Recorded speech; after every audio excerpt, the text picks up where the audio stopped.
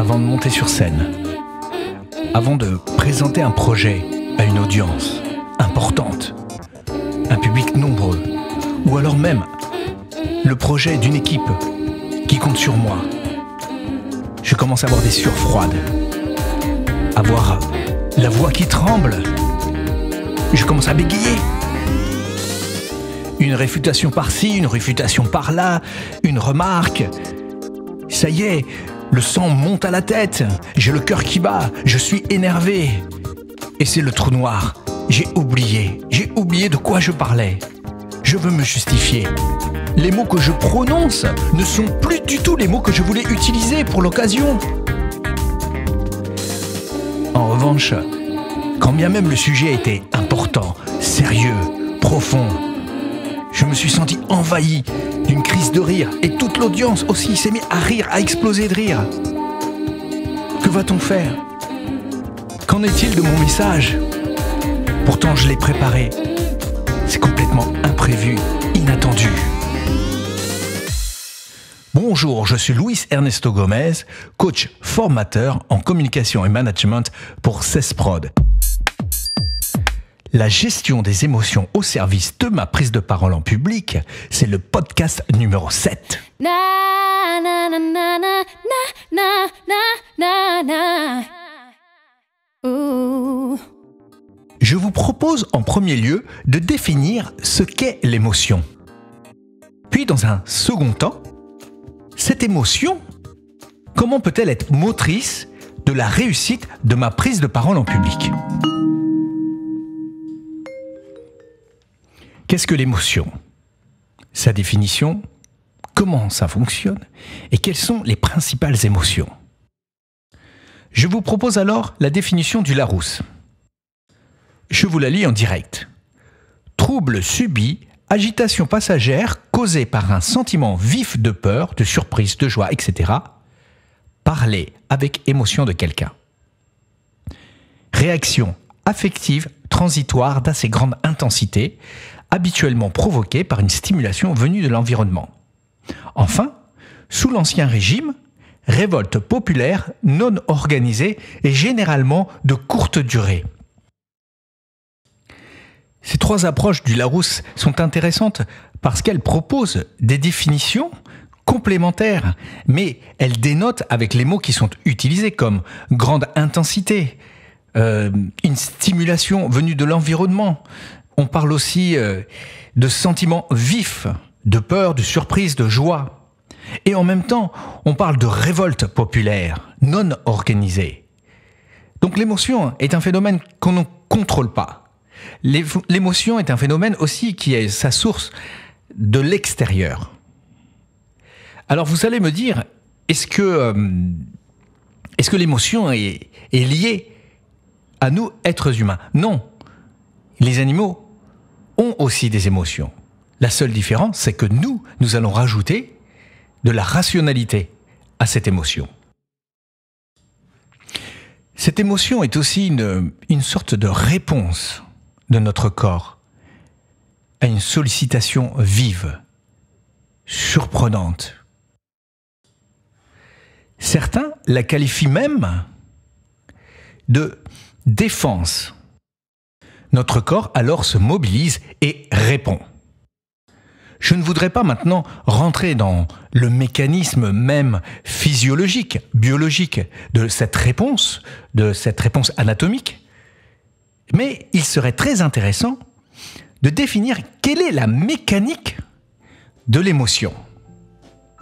Ainsi, nous pourrons savoir où et à quel niveau nous pouvons intervenir ou travailler sur nos émotions.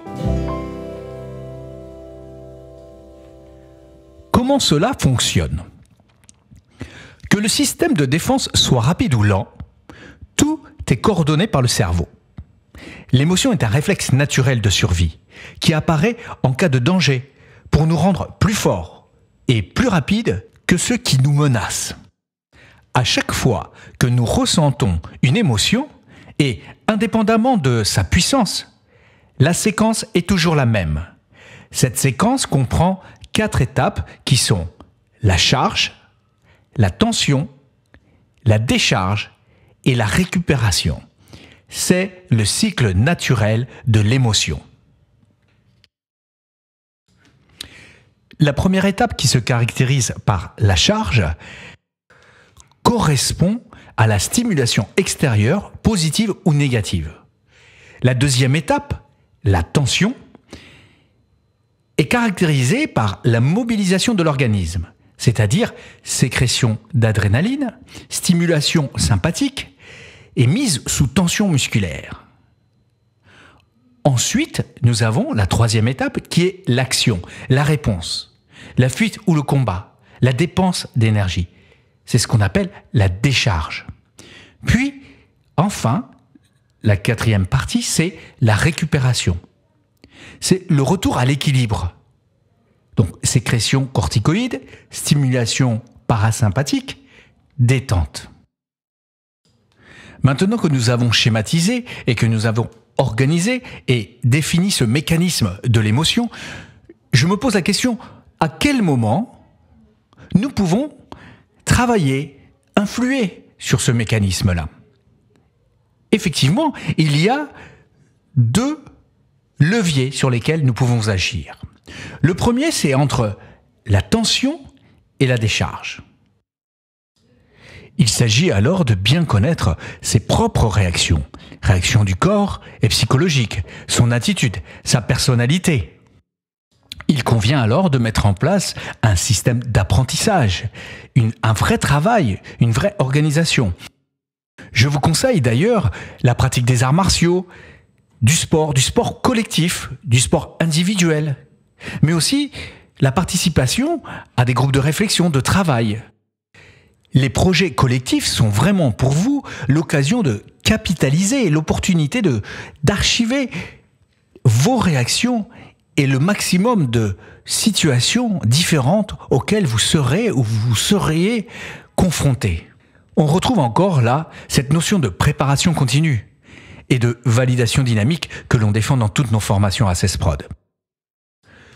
Le second levier d'influence se situe entre la décharge, donc je rappelle, c'est l'action, la réponse du corps à la sollicitation, et la récupération. En effet, ce levier est important puisque c'est à ce moment-là que vous allez décider, vous, de tout mettre en place pour récupérer, retrouver ce retour à l'équilibre. Sécrétion corticoïde, je rappelle, stimulation parasympathique, détente. Effectivement, il va falloir s'isoler, il va falloir prendre du temps pour récupérer. La récupération est en soi une vraie discipline. Cela nécessite encore une vraie organisation d'apprentissage. Comment je récupère? Combien de temps je récupère? Quel est l'environnement qui est propice à ma récupération? Notons qu'il y a deux grandes familles d'émotions. La première, les émotions courtes. Ce sont les émotions qui suivent la mécanique que l'on vient d'expliquer précédemment. Elles sont donc courtes, spontanées, inattendues. La deuxième, ce sont les émotions longues, qui en fait suivent aussi cette mécanique, mais avec une petite variation, et qui est importante, puisqu'il n'y a pas de récupération. Ce qui fait que le corps est tout le temps stimulé, tout le temps mobilisé. C'est la situation de stress que l'on connaît bien. Et attention, puisque, justement, tout le temps mobilisé, un jour ou l'autre, le corps se fatigue. Mais aussi, il y a le paradoxe que, une fois mobilisé, il sécrète des substances addictives et le corps ne peut plus s'en passer. Je vais vous donner quelques exemples d'émotions longue durée. Ça peut être des émotions qui sont subies par une situation familiale difficile à résoudre, des rapports professionnels déplaisants ou humiliants, des situations financières insolubles, des angoisses, des phobies, des dépressions. Les émotions longue durée sont importantes à tenir en compte pour votre prise de parole puisqu'elles vont influencer sur votre sensibilité, sur votre posture. Il y a des situations qui durent tous les jours, des semaines, des mois ou des années et dont on n'a pas forcément toujours bien conscience. Il est alors très important de faire attention à soi. Les 6 émotions primaires sont la peur, la colère, le dégoût, la joie, la surprise, la tristesse. La peur met le corps en alerte maximum, prêt à fuir.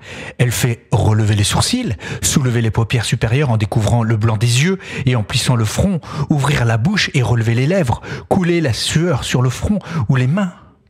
Le cœur et la respiration courte s'accélèrent.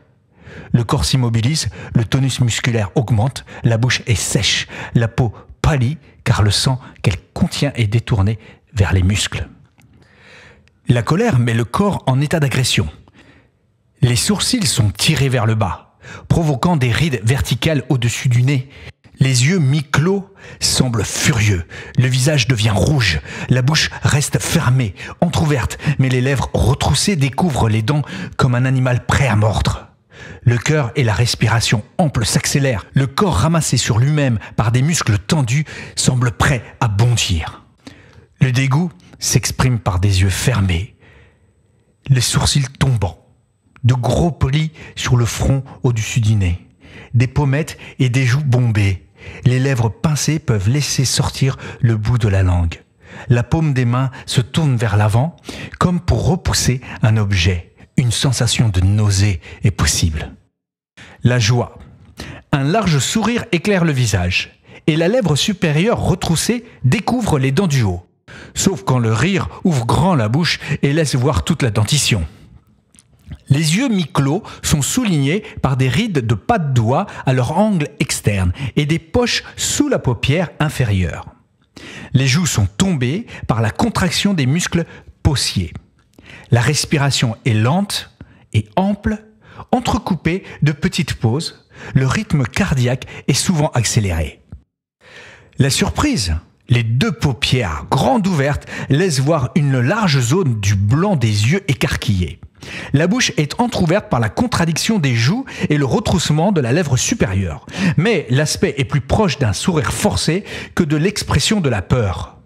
Après une brève accélération, le cœur ralentit rapidement alors que la respiration est brièvement bloquée en inspiration.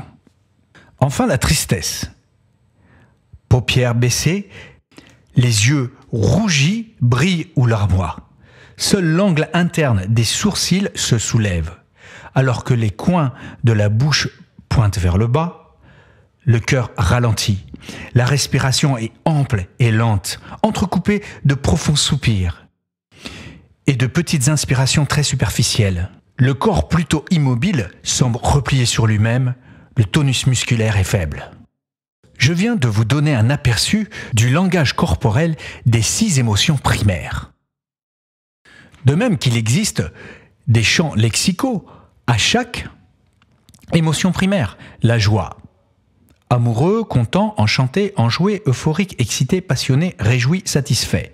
La colère, agacé, agité, agressé, contrarié, exaspéré, froissé, furieux, hostile, irrité.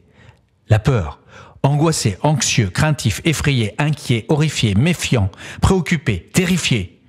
Tristesse, abattu, accablé, affligé, blessé, chagriné, déçu, désespéré, désolé, navré. La surprise, ébahi, émerveillé, enthousiaste, étonné, impatient, secoué, sidéré, stupéfait, troublé. Le dégoût, aigri, amer, aversion, blessé, écœuré, intimidé, irritable, mépris, rejet. Si nous suivons donc notre approche de la prise de parole en public, avec son champ de compétences qui comprend les 4 compétences à travailler, c'est-à-dire la communication verbale, la communication non verbale, la proxémie, la gestion du temps. Comment peut-on transformer l'émotion de telle sorte qu'elle devienne motrice de la réussite de la prise de parole en public ? C'est bien simple, reprenons. La communication verbale, nous venons de le faire, c'est d'étudier le champ lexical et sémantique. La communication non verbale, c'est le corps et la gestuelle. La proxémie, attention à l'espace et à la culture. En effet, les couleurs, l'environnement, la perception est très liée à la culture de l'auditoire. C'est à vous donc de trouver le lien entre votre perception, votre personnalité, et celle de l'auditoire qui va pouvoir vraiment soutenir votre message. Pour la maîtrise du temps, il faut être très rigoureux sur la ponctualité, la précision et aussi le rythme. Afin de vous sensibiliser, je vous conseille et je vous suggère de faire un exercice d'improvisation pour pouvoir ressentir tous ces critères, ces paramètres à mettre en jeu. Vous fermez les yeux, vous tournez sur vous-même, puis vous vous arrêtez et vous fixez un objet et vous improvisez sur cet objet en utilisant « je vois »,« j'entends »,« je sens »,« je touche », « je goûte » et vous vous chronométrez à 25 secondes. Puis essayez de faire un briefing, un état des lieux de votre intervention. Faites-le plutôt en famille ou alors avec des amis, mais en groupe, pour avoir le retour d'autres personnes. Et surtout, faites-le régulièrement. Vous pouvez le faire tous les jours, 5 minutes, 10 minutes par jour. C'est ce que je vous conseille. Je vous remercie de votre attention en espérant que ces clés vont vous aider dans votre apprentissage de la prise de parole en public. Je vous laisse une note d'Alfred Hitchcock, une note un peu plus légère, qui nous dit « La vie, c'est pas seulement respirer, c'est avoir le souffle coupé ». C'était Luis Ernesto Gomez, coach et formateur en communication et management pour CESPROD. Je vous invite sur notre site cesprod.com. Vous pourrez participer au test « Quel orateur êtes-vous » Vous pourrez vous procurer notre livret de la prise de parole en public, à toujours avoir sous la main. Vous pourrez aussi vous inscrire au Dojo de la parole, un vrai espace d'échange, d'entraînement, de rencontre pour la prise de parole en public. Les sessions commenceront à partir du 5 septembre, mais préinscrivez-vous sur notre site. Si vous désirez une consultation Feng Shui par Gulseren, n'hésitez pas à nous contacter par mail. Vous pouvez aussi nous suivre sur les réseaux sociaux, Twitter, Facebook, LinkedIn, YouTube, etc. Enfin, si vous désirez être au courant de nos activités, de nos événements, vous pouvez aussi vous inscrire à notre newsletter. Vous aurez aussi la possibilité de participer à des concerts. Engagez-vous dans la dynamique de CESPROD, dans le projet crowdfunding Perception 360.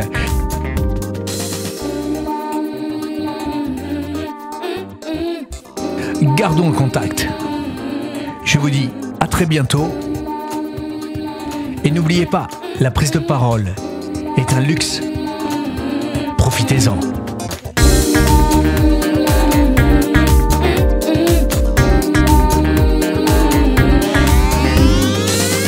Pour nous soutenir, n'oubliez pas de rajouter un like en bas de la vidéo et de nous retrouver sur tipeee.com. À très bientôt. Merci.